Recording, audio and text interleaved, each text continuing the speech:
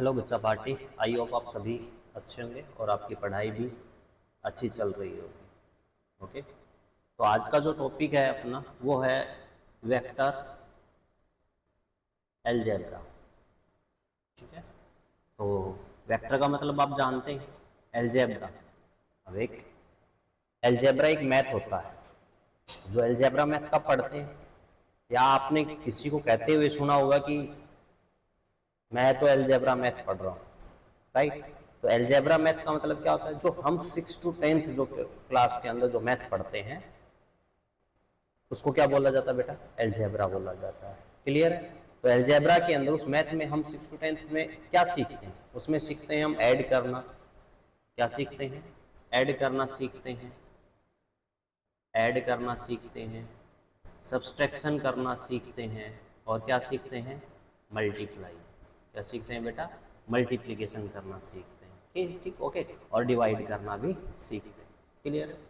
तो हम इसके अंदर वेक्टर अलजेब्रा के अंदर जो सबसे पहले जो सीखेंगे वो सीखेंगे वेक्टर्स को ऐड करना। क्या सीखेंगे, वेक्टर्स को ऐड करना। अब वेक्टर्स को ऐड करने के लिए हमारे पास क्या है, कुछ रूल्स हैं, क्योंकि अलजेब्रा के अंदर सिंपल एडिशंस का यूज किया जाता है। सिंपल एडिशन का मतलब जैसे कि पूछ लिया जाए 2 + 3 कितना होता है, 2 + 3 पूछ लिया गया आपसे पास कि 2 + 3 5 होता है सर, तो ये तो हो गया एक सिंपल एडिशन। लेकिन वेक्टर्स के अंदर एक सिंपल एडिशन नहीं होता है। ठीक है, तो उसके लिए हमने क्या बनाया, एक ट्राइंगल लॉ ऑफ एडिशन बनाया कि वेक्टर्स को किस तरीके से ऐड किया जाता है उसके ऊपर हम बात करेंगे। क्लियर है। चलिए तो देखते हैं कि ट्राइंगल लॉ ऑफ एडिशन क्या बोलता है, इस रूल के अंदर क्या समझाया गया वो समझते हैं। क्लियर। तो इसके अंदर आपके पास दो वेक्टर होंगे बेटा। कितने वेक्टर होंगे, दो वेक्टर होंगे। मान लीजिए ए वेक्टर ए है और एक वेक्टर क्या है आपके पास, मान लीजिए ये कोई बी वेक्टर है। ठीक है, ये क्या है आपके पास, बी वेक्टर है। क्लियर। तो ट्राइंगल लॉ बोलता है कि यदि आपके पास दो वेक्टर है तो आप सबसे पहले उन वेक्टर्स को इस तरीके से अरेंज कीजिए कि पहले वाले की हेड पे दूसरे वाले की क्या हो, टेल रखी हो। क्या रखी हो, पहले वाले, मैंने क्या बोला, पहले वाले की हेड पे दूसरे वाले की क्या होनी चाहिए, टेल होनी चाहिए। तो फिर आप कहोगे सर या तो हम ए को शिफ्ट करें पैरेलली या फिर बी को शिफ्ट करें पैरेलली, चॉइस आपकी है जो आप करना चाहें। क्लियर है। तो चलिए मैं, ये आपके पास क्या है बेटा, ए वेक्टर बनाया मैंने। क्लियर। ये आपके पास ए वेक्टर है, मैंने क्या किया, बी वेक्टर को आगे की तरफ क्या कर दिया, शिफ्ट कर दिया। तो आगे की तरफ क्या कर दिया, शिफ्ट कर दिया। क्लियर है, ये शिफ्ट हो गया। ये क्या है आपके पास, ये है बेटा बी वेक्टर। क्या है ये, बी वेक्टर। क्लियर। तो एक थर्ड वेक्टर आपको खुद से बनाना है। क्या बनाना है, खुद से, जो कैसा होना चाहिए, जिसकी टेल पे टेल और हेड पे हेड हो। तो सर कहोगे सर टेल पे तो टेल ये हो गई और हेड पे हेड ये हो गया सर, और ये लो सर।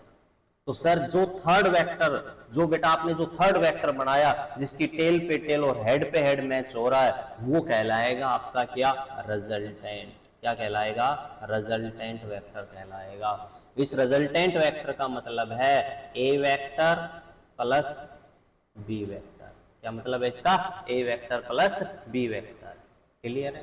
तो ये इस तरीके से आपका क्या लगता है, ट्राइंगल ऑफ एडिशन लगता है। तो इसके रूल्स जो मैंने आपको अभी एक्सप्लेन किए उनको बता देता हूं। फर्स्ट रूल क्या बोलता है, बोलता है triangle of addition can only be used add to be two vector. सिर्फ हम इस रूल से दो वेक्टर्स को ही क्या कर सकते हैं, ऐड कर सकते हैं। फिर मैंने बताया कि आप इन दो वेक्टर्स को ऐड कैसे करेंगे। तो मैंने बताया कि पहले वाले वेक्टर पे दूसरे वाले, पहले वाले वेक्टर के हेड पे दूसरे वाले की क्या होनी चाहिए बेटा, टेल होनी चाहिए। तो वही बात मैंने लिखी कि the two vectors must be kept head to tail to apply the triangle law. Head to tail लगाना है। क्लियर है। The third side of the triangle and arrow points in the reverse order. Reverse order is called resultant. वो क्या कहलाएगा? Resultant. और resultant को किससे लिखा गया है बेटा? आर वेक्टर से लिखा गया है। क्लियर है? तो ये क्या था हमारे पास? Triangle of addition. क्लियर? अब हमारे पास कुछ इसके एग्जांपल्स ले लेते हैं, कुछ क्वेश्चन ले लेते हैं।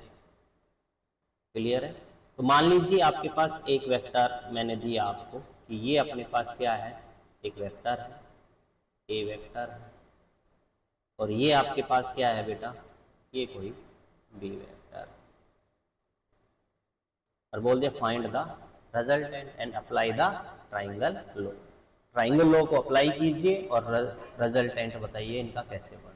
तो कहोगे कि सर ट्राइंगल रूल तो जो अप्लाई होता है वो ऐसे अप्लाई होता है कि पहले वाले जो फर्स्ट वेक्टर है उसकी हेड पे सेकंड वाले की क्या होनी चाहिए? टेल होनी चाहिए। तो चलिए बना देते हैं। तो हमारे पास जो है बेटा ये हुआ फर्स्ट वेक्टर, ये फर्स्ट वेक्टर हुआ आपका, ये ए वेक्टर है। अब बी वेक्टर को पीछे की तरफ क्या कर दो? शिफ्ट कर दो। तो पीछे की तरफ जब आप इसको शिफ्ट करेंगे तो मैंने आपको शिफ्टिंग सिखाया था कि शिफ्ट आपको इस तरीके से करना है कि वेक्टर के मैग्नीट्यूड में और डायरेक्शन में कोई चेंज नहीं आना चाहिए। क्लियर है? तो थर्ड जो वेक्टर बनेगा वो आपका क्या कहलाएगा? रिजल्टेंट, जिसकी टेल पे टेल और हेड पे हेड रखा होगा तो वो क्या कहलाएगा? आपका रिजल्टेंट कहलाएगा।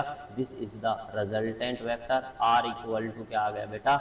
आर वेक्टर इक्वल टू क्या आ गया? ए वेक्टर प्लस में बी वेक्टर। क्लियर है? नेक्स्ट क्वेश्चन, नेक्स्ट क्वेश्चन दे रहा हूं, ये आप खुद करके बताएंगे आप मेरे को कि मैंने दिया आपको ये ए वेक्टर है आपके पास, और ये क्या है बेटा आपके पास? ये बी वेक्टर। क्लियर है? तो आप वीडियो को पॉज कीजिए, मैं इसका सॉल्यूशन करता हूं। आप वीडियो को पॉज करके पहले खुद से सोल्व कीजिए, फिर आप मेरे को बताइए। ठीक है? चलिए, तो मैंने क्या बताया कि पहले वाले वेक्टर पे दूसरे वाले के क्या होना चाहिए बेटा? हेड होना चाहिए। तो आप या तो ए को पीछे की तरफ शिफ्ट कर लो या बी को आगे की तरफ शिफ्ट कर लो, चॉइस आपकी है। तो मेरे पास क्या है बेटा? ये ए वेक्टर हुआ। जब बी वेक्टर को शिफ्ट करेंगे तो ये कैसा दिखाई देगा? कुछ इस तरीके से दिखाई देगा,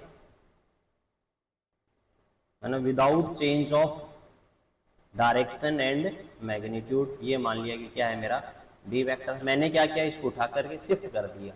ठीक है ना? Head to tell.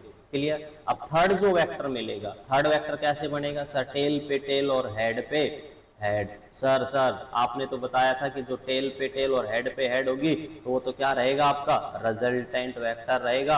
और ये रिजल्टेंट वेक्टर किसके बराबर आएगा? ए वेक्टर प्लस में बी वेक्टर के बराबर। क्लियर है? तो क्या आप, आई होप आपको ये टॉपिक समझ में आया होगा जो इम्पोर्टेंट है अपने लिए। तो नेक्स्ट टॉपिक के ऊपर प्रोसीड करते हैं अपन। अब आ जाता है आपका पैरेललोग्राम। क्लियर? तो पैरेललोग्राम के नाम से, इसके नाम से ही पता चल रहा है कि क्या बनेगा? एक पैरेललोग्राम बनेगा। लेकिन ये किस तरीके से अप्लाई होता है तो मैं सबसे पहले आपको वो समझा देता हूं। क्लियर? तो मान लीजिए, लेट अस कंसीडर दैट कि अपने पास एक वेक्टर है। क्या है? एक वेक्टर है। ये वेक्टर क्या है बेटा? ए कोई वेक्टर है। क्लियर? और ये क्या रख दिया मैंने? बी वेक्टर रख दिया। ये क्या है आपके पास? B vector. सर ये अप्लाई कैसे होता है? ये अप्लाई ऐसे होता है बेटा पैरेललोग्राम लो कि ये बोलता है कि पहले वाला जो वेक्टर है, फर्स्ट जो वेक्टर है, उसकी टेल पे दूसरे वाले वेक्टर की भी क्या ऐड कर दो? टेल ऐड कर दो। टेल से टेल मिली होनी चाहिए।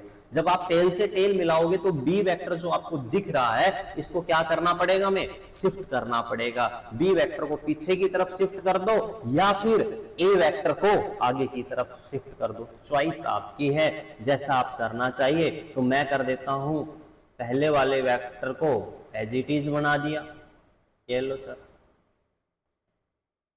ये ए वेक्टर है आपके पास। क्लियर है? अब बी वेक्टर को मैंने क्या किया? पीछे की तरफ शिफ्ट कर दिया। तो शिफ्टिंग ऑफ वेक्टर भी दिखा दो। तो शिफ्टिंग वेक्टर को भी दिखा देते हैं कि ये क्या हुआ आपके पास? शिफ्टिंग वेक्टर हुआ। इसको मैंने शिफ्ट कर दिया कहाँ पे, ये शिफ्ट कर दिया। जब आप बी वेक्टर को शिफ्ट कर देंगे तो फिर आपको पैरेललोग्राम क्या करना है बेटा, कंप्लीट करना है। तो पैरेललोग्राम को कंप्लीट करेंगे, तो ये कंप्लीट कर दिया, ठीक है।